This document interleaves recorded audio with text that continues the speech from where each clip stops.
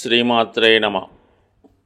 ఈ వీడియోలో మనం కన్యా రాశి వారికి మే 1వ తారీఖు నుంచి 15 మధ్యలో జరగబోయే పక్ష ఫలితాలు పరిశీలిద్దాం. ఇప్పుడు ఈ రాశి వారికి ఈ పక్షం అంతా లాభస్థానంలో ఉన్నటువంటి కుజగ్రహం మీదే మొత్తం అంతా ఆధారపడి ఉంది. కుజుడు ఈ రాశి వారికి పరమ పాపి, తృతీయ అష్టమాధిపతిగా ఒక విధంగా ఆర్థికపరమైనటువంటి నష్టాలకి, అలాగే బంధుమిత్రులతో విభేదాలకి, ఆకస్మికంగా జరిగే ప్రమాదాలకు కూడా కుజుడే కారణమవుతుంటాడు. అంటే సర్వసాధారణంగా కన్యా రాశి వారికి ఏదో ఒక యాక్సిడెంట్ వారి లైఫ్లో జరుగుతూ ఉంటుంది. అది ముఖ్యంగా రైట్ హ్యాండ్ ఫ్రాక్చర్ అవ్వడం జరుగుతూ ఉంటుంది. సో ఇది ఈ రాశి వారికి కుజుడు ప్రస్తుతం 11వ స్థానంలోకి వచ్చాడు. సో దీనివల్ల ఏంటంటే ఇప్పుడు ఇది ఒక విపరీత రాజయోగంలాగా ఏర్పడి ఈ రాశి వారికి అష్టమ భావ ఫలితాలు ఇవ్వడం జరుగుతుంది అనుకూలంగా. అంటే అష్టమం ఏం చెప్తుంది?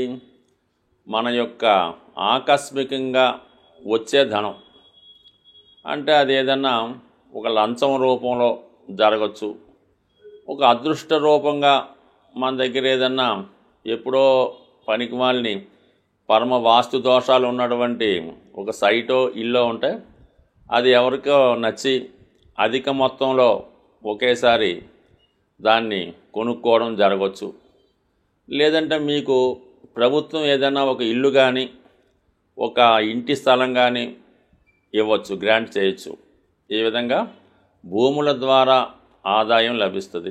ఇన్సూరెన్స్ ద్వారా, అంటే మీకు ఏదైనా ఇన్సూరెన్స్ ఎప్పుడు వస్తుంది? మనకేదో ప్రమాదం జరిగినప్పుడు ఆ ఇన్సూరెన్స్ ధనం రావచ్చు. లేదంటే చిట్ ఫండ్స్, దాని తర్వాత ఏంటంటే ఎవరన్నా మీకు ఓ బహుమతి రూపంలో ఇచ్చే అవకాశం ఉంది. మొత్తం మీద ఆకస్మిక ధనలాభం వస్తుంది. పెద్దవారి యొక్క ఆస్తి, అత్తగారి ఆస్తి కలిసి వస్తుంది. ఇక తృతీయాధిపతిగా మీకు మీ యొక్క తోడబుట్టిన వాళ్ళు, సోదరులు, మిత్రులు మీకు ఆర్థిక సహకారం ఇస్తారు. మీరు చేసే ప్రయత్నానికి వారి సహకారం కూడా లభిస్తుంది. అంటే మొత్తం మీద కుజుడు ఆర్థిక పరంగా మరి ఈ 15 రోజులు మిమ్మల్ని కంపల్సరిగా ఆదుకోవడం జరుగుతుంది. ఇక రవి అష్టమంలో ఉన్నాడు. ఇది కూడా ఒక విపరీత రాజయోగం లాంటిదే. ఒక దుస్థానాధిపతి ఇంకొక దుస్థానంలో ఉన్నప్పుడు విపరీత రాజయోగం ఇస్తాడు. అంటే విపరీత రాజయోగం అంటే ఎలా ఉంటుంది? ముందు ఒక పనిష్మెంట్ ఇచ్చి దాని తర్వాత ఫలితాన్ని ఇవ్వడం జరుగుతూ ఉంటుంది అన్నమాట. ఈ సమయంలో ముఖ్యంగా మీరు ప్రభుత్వ ఉద్యోగులు, రాజకీయ నాయకులు ఏదైనా విమర్శలకు ఎదుర్కోవలసి రావడం కానీ, సడన్గా ఉద్యోగంలో ఏదైనా ఇబ్బందులు వచ్చే అవకాశం ఉంది. అధికారులు మిమ్మల్ని చాలా వరకు ఇబ్బంది పెడతారు, వేధిస్తారు, చాలా వరకు తట్టుకోవాల్సి ఉంటుంది. సడన్గా మీ యొక్క ఆరోగ్యంలో కూడా ఒక విధమైనటువంటి తేడా వచ్చే అవకాశం ఉన్నది. బట్ ఏదైనా తండ్రి గారితో విభేదాలు, అధికారులతో చికాకులు, ఈ సమయంలోనే సడన్గా మీకు ఏదైనా ప్రభుత్వ అధికారులు అంటే ఈడీ వాళ్ళు, ఇన్కమ్ ట్యాక్స్ వాళ్ళు, ఈ జిఎస్టీ వాళ్ళు సడన్గా రైడ్ చేసి కొంత ఇబ్బందిని కూడా కలిగించవచ్చు. అందువల్ల ఏంటంటే దానికి సంబంధించింది ప్రభుత్వ సంబంధించినటువంటి వ్యవహారాలు క్లియర్ చేసుకోవడం మంచిది. దాని తర్వాత ముఖ్యంగా మళ్ళీ మనకి సప్తమ స్థానం. ఈ సప్తమ స్థానంలో మరి రాష్ట్రాధిపతి బుధుడు సంచరిస్తూ ధన భాగ్యాధిపతితో కలిసి ఉన్నాడు. ఇది ఎక్కువగా ఉన్నత విద్య అవకాశాలు ఇవ్వడం జరుగుతుంది. అది ఎక్కడ విదేశంలో కానీ వేరే ప్రాంతంలో కానీ మీకు ఉన్నత విద్య అవకాశాలు వస్తాయి. సహజంగా మీనరాశి సహజ వ్యయరాశి అవ్వటం వల్ల ఇది మెడికల్కి సంబంధించినటువంటి, హాస్పిటల్కి సంబంధించినటువంటి రాశి. అందువల్ల ఈ కన్యా రాశి వారు ఏదైనా మెడికల్లో ప్రవేశం కోరుకుంటూ ఉంటే అటువంటిది మెడికల్లో పీజీ అవ్వచ్చు, కొత్తగా ప్రవేశం అవ్వచ్చు. ఓన్లీ డాక్టర్లే కాకుండా ఈ వైద్యానికి సంబంధించింది, ఈ సేవకు సంబంధించిన వాటిలో ఎనీ మీకు ఇంచుమించుగా ఎవరైనా సరే, అంటే నర్సులు అవ్వచ్చు, లేదంటే ఈ హాస్పిటల్కి సంబంధించిన కోర్సులు అవ్వచ్చు, లేదంటే హోటల్ మేనేజ్మెంట్కి కూడా అవకాశం ఉంటుంది. అటువంటి వాటిలో ప్రవేశానికి అవకాశం లభిస్తుంది. ఇక వివాహ ప్రయత్నాలు మాత్రం చాలా ఇబ్బంది పెడుతుంటాయి. వివాహం కుదిరినట్టే ఉంటుంది, జరిగినట్టే ఉంటుంది, కానీ అది ఏదో కారణంగా వాయిదా పడడం జరుగుతూ ఉంటుంది. ఎందువల్ల వారు ఇచ్చినటువంటి ఇన్ఫర్మేషన్ కరెక్ట్గా లేకపోవడం వల్ల, అంటే మీ ఏదైనా పొరపాటు ఉండి అది వారికి చెప్పకపోతే ఆ కారణం వల్ల, ఇటువంటి కారణాల వల్ల సంబంధాలు మిస్ అవ్వడం జరుగుతూ ఉంటుంది. కుదుర్చుకున్నటువంటి వివాహాలు వాయిదా పడే అవకాశం ఉంది. కాబట్టి ఏదైనా వివాహ సంబంధించిన విషయాల్లో చాలా జాగ్రత్తగా నిర్ణయం తీసుకోవాల్సి ఉంటుంది.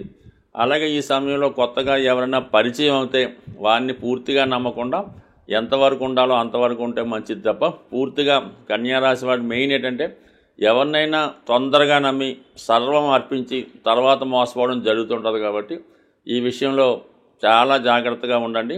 ఇది ముఖ్యంగా అఫైర్స్ విషయంలో వాళ్ళు చాలా చక్కగా ఒబీడియంట్గా ఎవరిని నమ్మకుండా జాగ్రత్తగా ఉంటే మంచిది. మరి గురువు 9వ స్థానంలో ఉండడం వల్ల ఎటువంటి ఇబ్బంది నుంచైనా కంపల్సరిగా బయటపడతారు. సాధారణంగా మనం ఇప్పుడు రాసులు, గ్రహాలు, నక్షత్రాల ఆధారంగా ఈ గోచార ఫలితాలు మాత్రమే చెప్పడం జరుగుతుంది 12 రాసుల వారికి కూడా. అంటే ఒకే రాశిలో కొన్ని కోట్ల మంది ఉండడం జరుగుతూ ఉంటుంది. అందరికీ ఒకేలాగన్నది ఎప్పుడూ కూడా ఉండదు.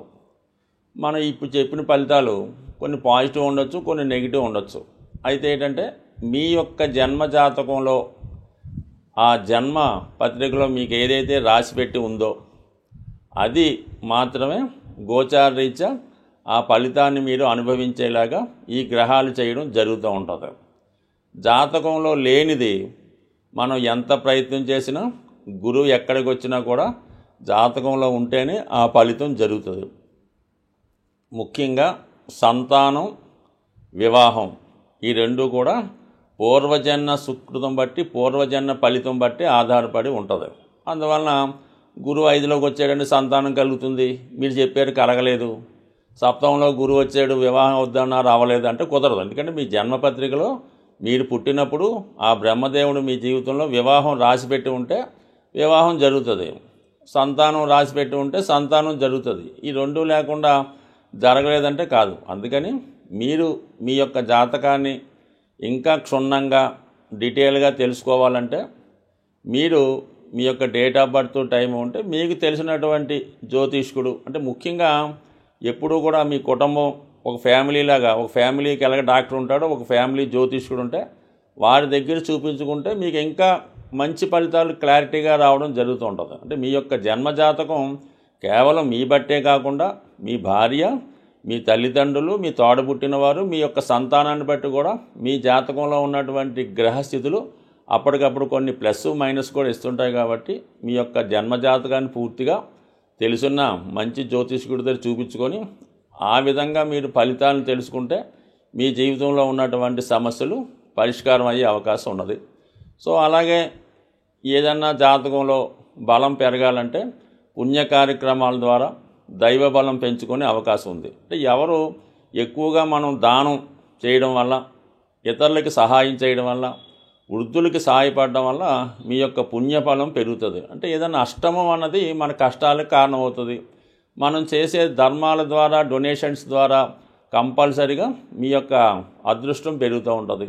ధర్మం అది చేసేటప్పుడు కూడా అది ఊరిగా పెద్దగా మనం ఈ పేరు చెప్పుకొని పబ్లిక్గా ఇంత దానం చేసాం, ఈ పలానా గుడిలో ఒకసారి ఏం చేస్తుంటారంటే ఏదో ఫ్యాన్ ఒకటి వేస్తుంటారు, దానిపైన పలానా వాడు ధర్మం అని రాస్తారు, అంటే డొనేషన్ అని రాస్తారు. అలా చేయడం వల్ల ఇంకా ఎక్కువ పాపం కలిగే అవకాశం ఉంది. భగవంతుడు మనకి ఇచ్చాడు, భగవంతుడే మన ద్వారా చేయించుకుంటాడు, కానీ మనం భగవంతుడికి ఇవ్వడం అనేది ఎక్కడన్నా హాస్యాస్పదం. కాబట్టి అటువంటి ప్రయత్నాలు చేయకుండా సాధ్యమైనంత వరకు మీ యొక్క తాహతను బట్టి, మీ యొక్క స్థాయిని బట్టి కూడా ధర్మం చేయవలసి ఉంటుంది. లేనివాడు ₹1 ధర్మం చేసినా అది అతడి ఖాతాలో ధర్మ ఫలితం కలుగుతుంది. అయితే ఉన్నవాడు వాడి స్థాయిని బట్టి వాడు కూడా ₹1 చేస్తే వాడికి పెద్దగా ఫలితం రాదు, దానివల్ల ఉపయోగం కూడా లేదు. కాబట్టి ఏదన్నా ఒక పని చేసినప్పుడు అది అవతల వాడికి ఉపయోగం ఉండాలి, అది మీ యొక్క స్థాయికి తగ్గట్టుగా ఉండడం జరుగుతుంది. అందుకే మొత్తం మీద ఎక్కువ ధర్మ కార్యక్రమాలు చేయడం వల్ల కంప్లీట్గా మీ యొక్క దోషాలు పరిహారం అవుతాయి.